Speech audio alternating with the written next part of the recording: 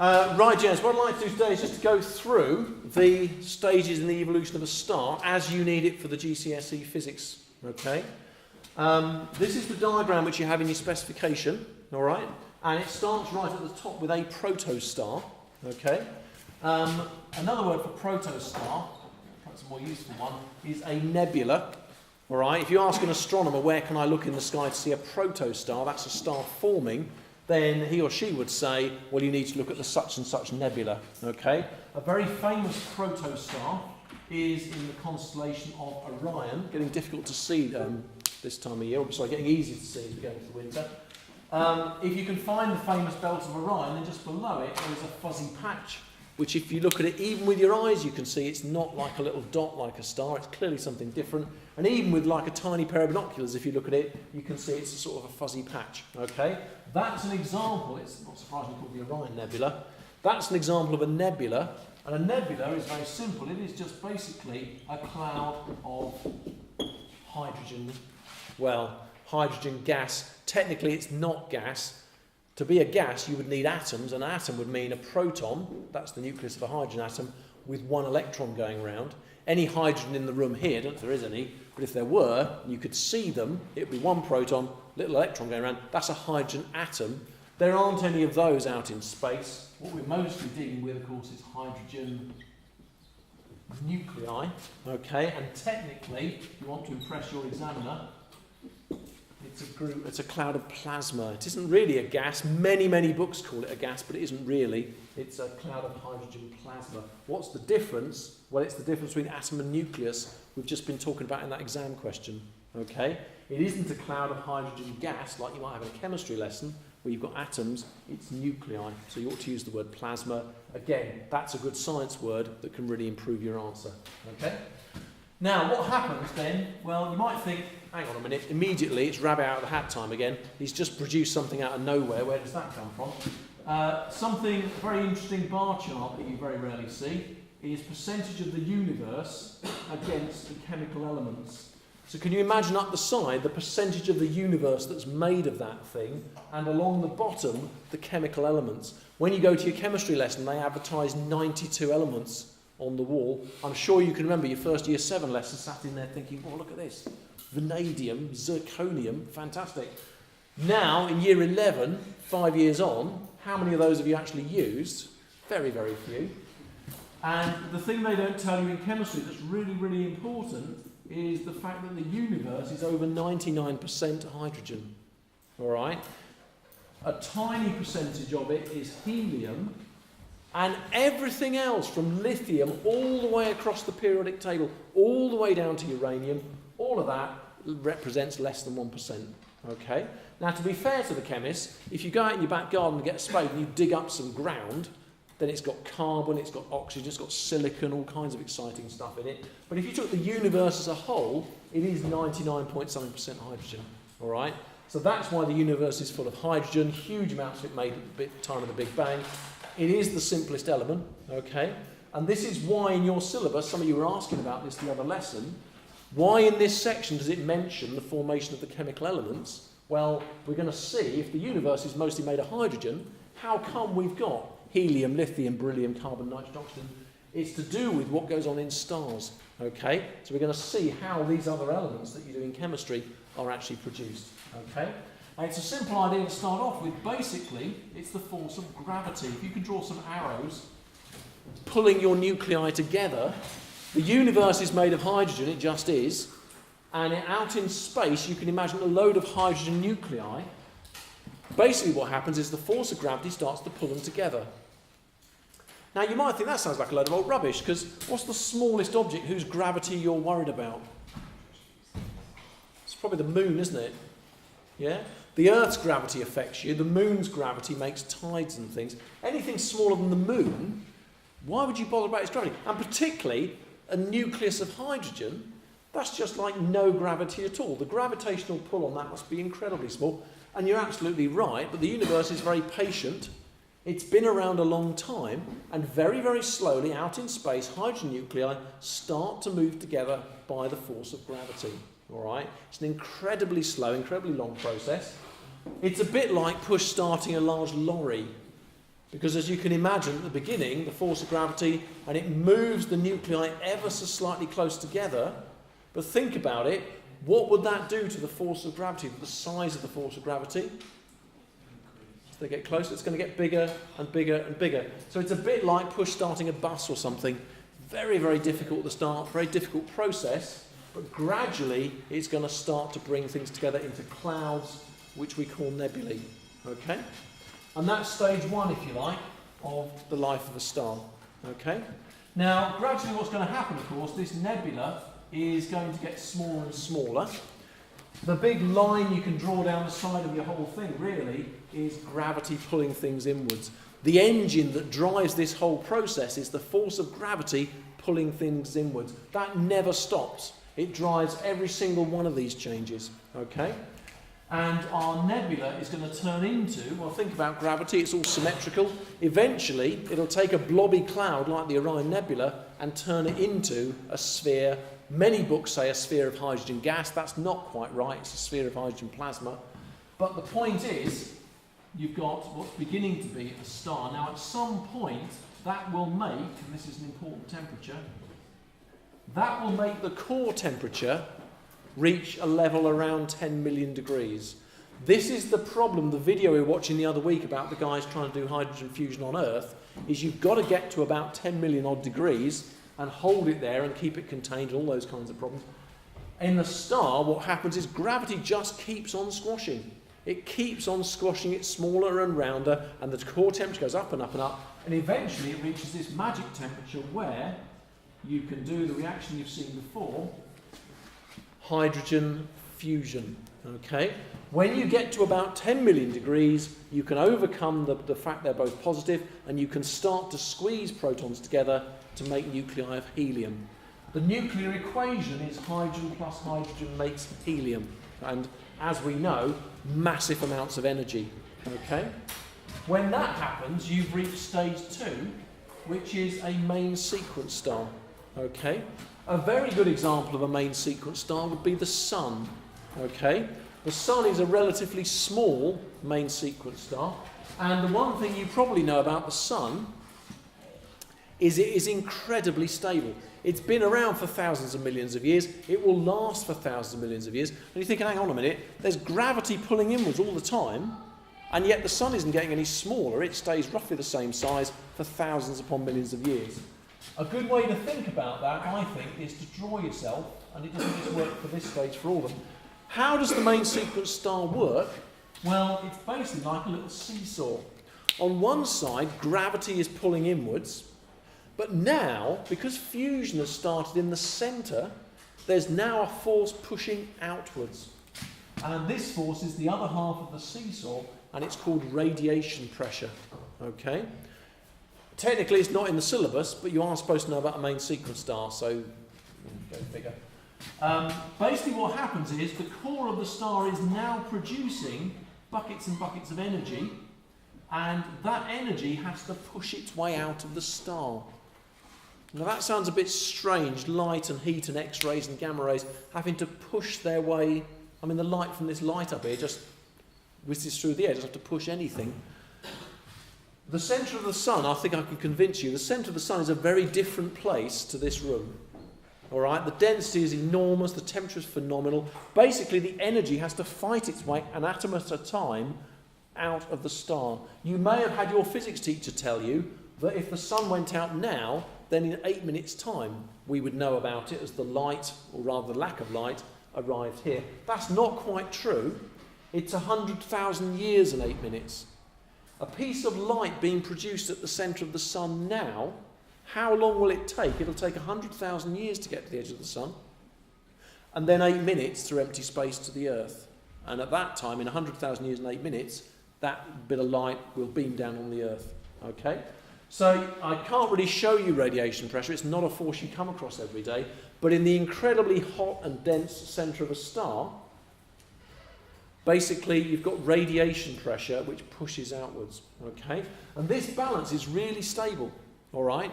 The Sun has balanced its gravity with its radiation pressure for thousands of millions of years and will continue to do so for almost as long again. Okay? And that's what we call a main sequence star. You do need to know that term, it would appear.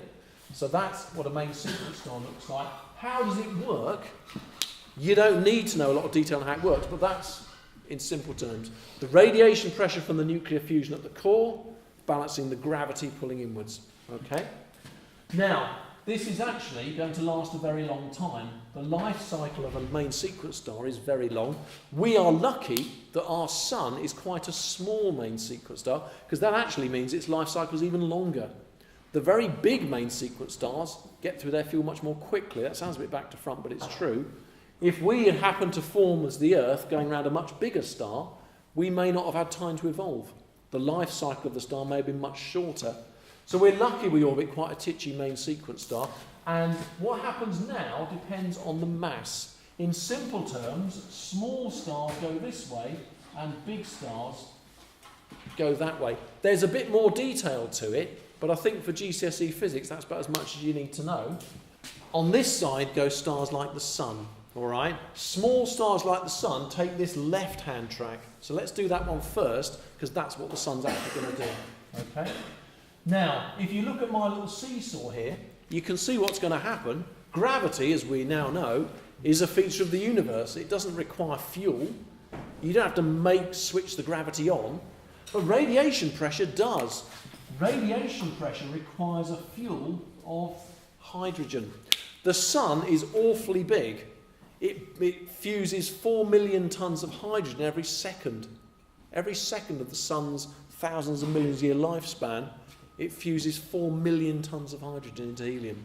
The Sun is enormous. But it will eventually run out of hydrogen.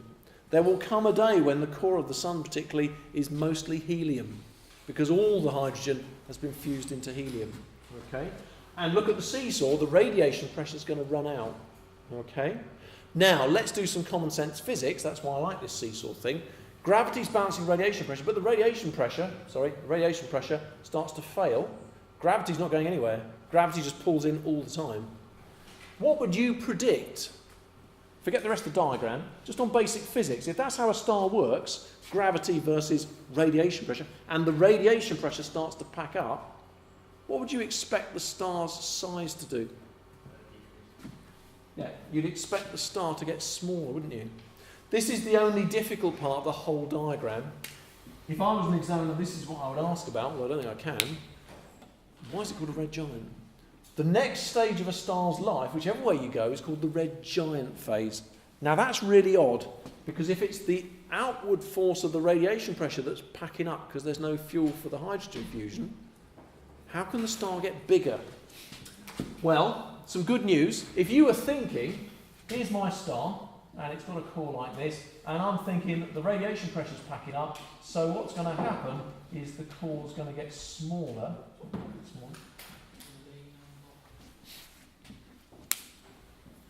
If you're thinking the core of the star ought to get smaller, then you are absolutely right.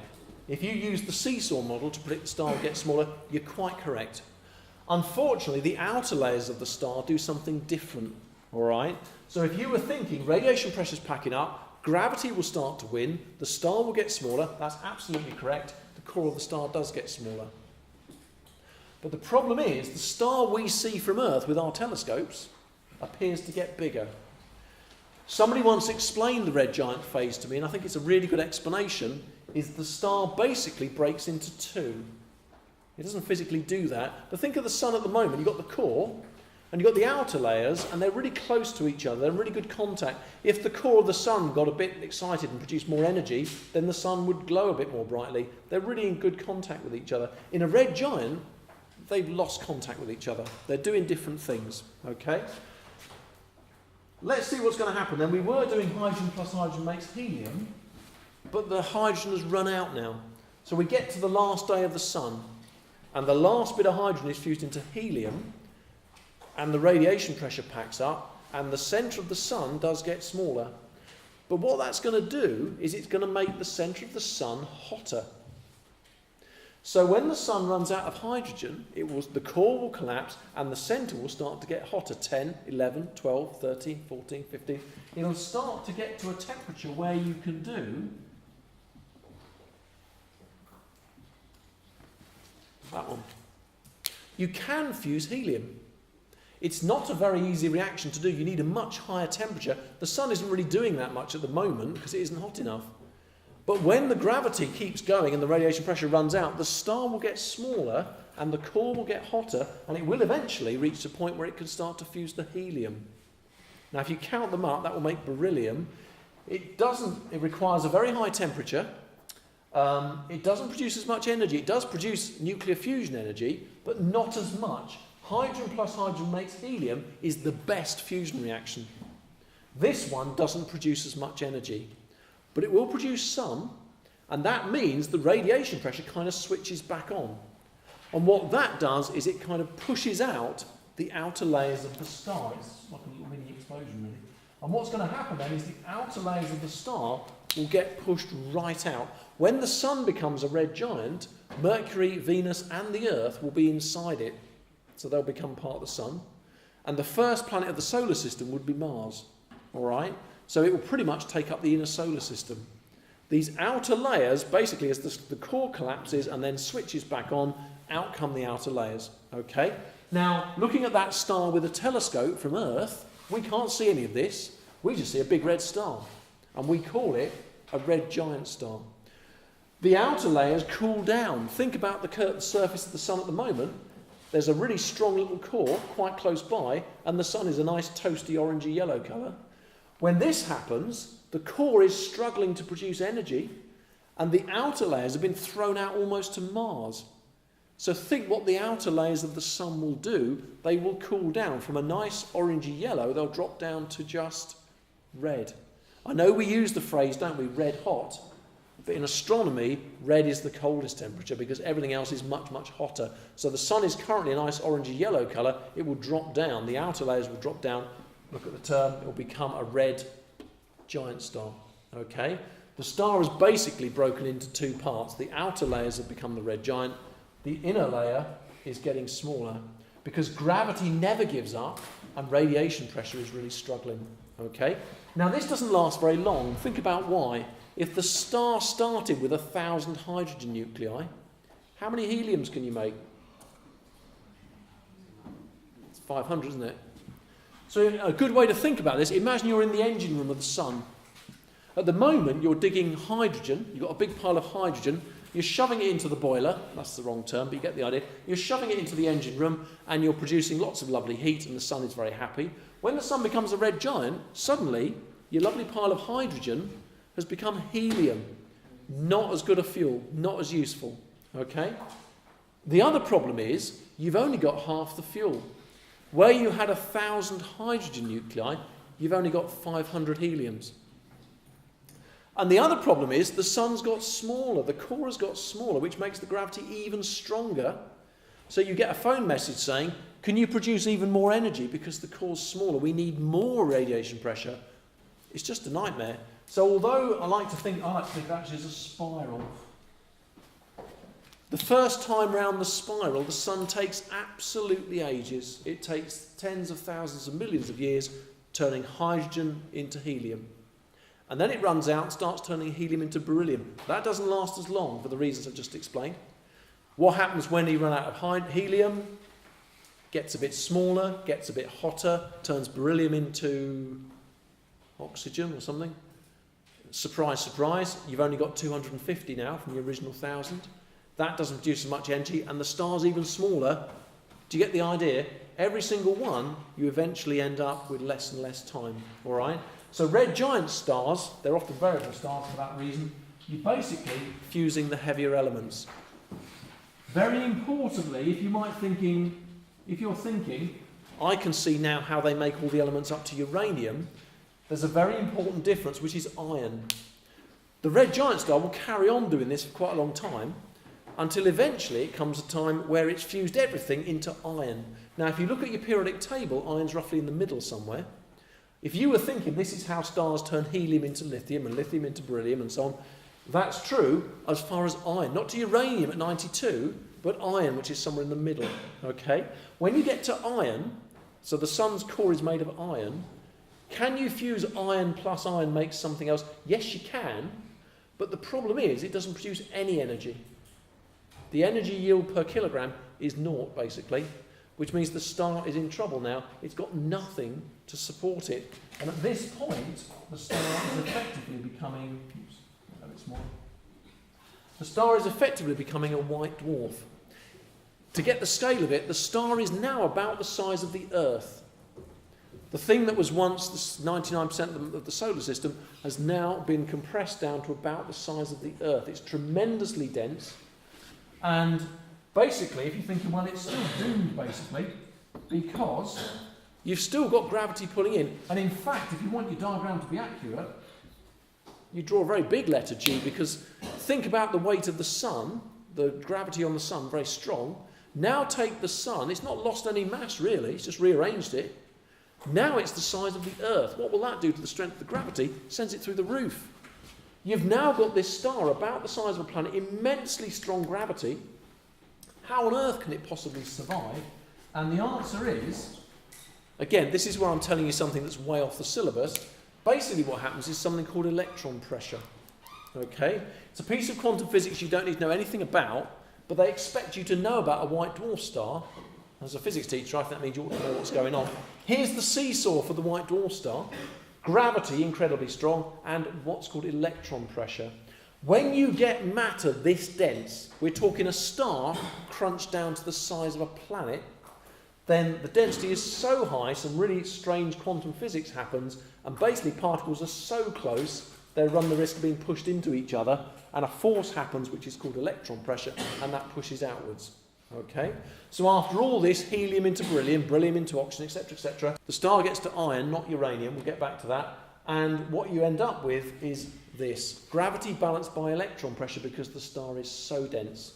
As I say, it's about the mass of the sun compressed to the size of the Earth. Okay? And that is actually stable. Which of those forces needs a fuel? The answer is neither. All right? So there's no way this is going to run out, and you can improve your diagram from the specification because you need to draw a dotted line. We believe that very slowly white dwarf stars just cool down and eventually become black dwarfs. But this will take an immensely long period of time because, of course, neither of these forces is going to run out. It's like two magnets sort of locked together or something like that. And we believe it's likely that the very first stars that ever formed, so the very first generation of stars that formed, are probably only just entering this stage. It will have taken most of the life of the universe for them to actually cool down. So although they cheerfully put this on your diagram, observing black dwarfs, if you can imagine a star about the size of the Earth that doesn't produce any light, they're not easy to study. So I would put a dotted line here. We believe that white dwarfs eventually just cool down and become black dwarfs. The end. Okay? And that's the life story of the sun. Okay? That's what the sun will do. Starts off as a nebula or protostar, becomes a main sequence star, then becomes a red giant, bit confusing. It's the outer layers that are red giant. The core is just getting smaller and smaller and fusing more and more fancy elements. Eventually, it's just the core left. That's a good way to think about it. Eventually, those outer layers of the red giant just waft off, disappear off and burn off. And you're left with the white dwarf, which is the core. And yes, it is getting smaller. If you looked at this and said the star's going to get smaller, you're absolutely right. Eventually, it's only the size of the Earth, what's called a white dwarf. Okay? And we believe white dwarfs very slowly cool to become black dwarfs. Okay? Now, I said small stars do this and big stars do this. Again, I'm adding things on here that are slightly off your syllabus, but one thing we ought to put in is a calculation done by the very famous Indian astrophysicist, Mr. Chandrasekhar. This business about electron pressure involves some quite whizzy quantum physics, and a gentleman called Mr. Chandrasekhar used that physics to ask a very simple question some decades ago. He asked the question, what would happen if the sun had twice the mass that it currently does? Okay? Think about it. If it's got twice the mass, then it would have 8 times the gravity. You see? Because it's twice as much in 3 dimensions. Will it have 8 times the electron pressure? Well, his calculations said no, it won't. And he showed that a star even twice as big as the sun would not, this wouldn't work. It would get to the white dwarf stage and electron pressure would not be strong enough. Electron pressure can't hold up a star even twice as big as the sun. And the reason I use the word even is because the sun, if you had like a top 10 of stars, the sun is way down. The sun is not the tiniest of stars, but it's definitely in the bottom half, all right? Twice the mass of the sun isn't very big. If Mr. Chandrasekhar had done the sun and found it was true for stars 2 million times that of the sun, then that would be fine. It would just be that very heavy stars had to do something different. He eventually worked a bit more closely than that and found, this is the key number, 1.4. It's now known as the Chandrasekhar limit. This story can only be true for stars up to 1.4 times the mass of the sun. And that is really titchy as stars go. Most stars are bigger than that. That's why this is such an important thing. Most stars are bigger than 1.4 solar masses. Okay? So the lovely story I've told you will work for the sun. It'll work for stars a little bit bigger than the sun. But after that, there has to be a different story. Okay? Good news is this one is fairly simple, although a lot of the physics is quite weird. Bigger stars still become a red giant. I notice your syllabus refers to it as a red supergiant, which is just a bigger version, basically. Okay? So it will become a red giant in the way that we talked about, basically because the radiation pressure runs out. It's got to find some other way of supporting itself. It goes through the white dwarf stage, but then, basically, the star just gets ridiculously dense. Think about it. When the star is crushed down to the size of a planet, it still can't support itself. Even electron pressure can't hold the star up, and it continues to contract and get smaller. The star becomes very unstable, and for complicated quantum physics reasons, it basically just explodes. Okay? And this is what we refer to as a supernova or a nova. Okay? Basically, that's the star exploding. All right? The star basically explodes, but throws itself apart from the centre. It will become brighter probably than the rest of its galaxy. So a star in a galaxy of 100 million stars would probably outshine most of the galaxy. All right? And for a small period of time, it will be ridiculously bright. Okay? The product of that can either be, you can be left with a very, very tiny star called a neutron star. Neutron stars are unbelievably small. They're about the size of London. All right? They're about the size of a decent city, say 30 miles across or something like that. Okay? With a similar mass to the original star. All this fusion is just rearranging mass. It's not changing it. So we're not talking about the star losing lots of stuff. We're talking about a star that gravity has compressed now down to about the size of a city. Okay? The gravity of that is just unbelievable. They spin very, very quickly. They only emit radio waves and X-rays out of their poles, a bit like a lighthouse. You get beams of X-rays sort of sweeping past. We don't know an enormous amount about neutron stars because obviously they're very difficult to study. But it's one of the possible endpoints because, let's go back to the seesaw thing again. You've got immensely strong gravity on one side, so strong that even electron pressure, which holds up a white dwarf, can't hold it together. And there comes a force called, unsurprisingly, neutron pressure. If you can imagine a white dwarf star, which is above the Chandrasekhar limit, gravity continues to squash it. There are no protons or electrons because gravity is so strong, it's forced the protons and electrons together. So that's why it's called a neutron star, because the gravity is so strong that protons and electrons can't exist. If they did, they would get squeezed into each other and made into neutrons. Okay? Neutron stars, neither of these forces requires a fuel, so as far as we know, they sit there happily, spinning very, very quickly, sending out beams of X-rays and radio waves, and that's one possible endpoint for a heavier star. The other one, of course, is they can collapse even more, and then you have famously a star where not even light can escape. Some stars get compressed even beyond the neutron star stage, and then you get to the point, as you probably know, if I can throw this pen up at 11 kilometres per second, what's called the Earth's escape velocity, then it wouldn't come back. In fact, I can throw it any direction I like, apart from downwards. If I throw this at 11 kilometres per second, it won't come back. That's the Earth's escape velocity. If the Earth were heavier and or smaller, then the escape velocity would be a bit higher, and I'd have to throw it a bit faster. A black hole is simply a star that's become so compressed that not even light can escape it. The escape velocity has reached the speed of light, which means nothing can escape from it. Technically, it'd be invisible, I suppose. We can't see black holes directly, but we can definitely see the materials falling into them, which is why we know anything about them at all. And that's another possible endpoint for a star. Okay, so protostar, a nebula, main sequence star, all stars do that. It's what happens when the fuel runs out. If I had room on my diagram, I'd write that in. This is all about what happens when the fuel runs out. Hydrogen is the fuel for every star. When it runs out, the star's got to make other arrangements. They both go through a rather mad stage called the red giant. But then small stars settle down with gravity being balanced by electron pressure.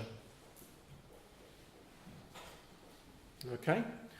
Other stars, bigger stars, can't do that. They have to balance themselves with perhaps neutron pressure or to become a black hole. Okay? And that's the system or the sequence that you need to know for your GCSE exam. Okay?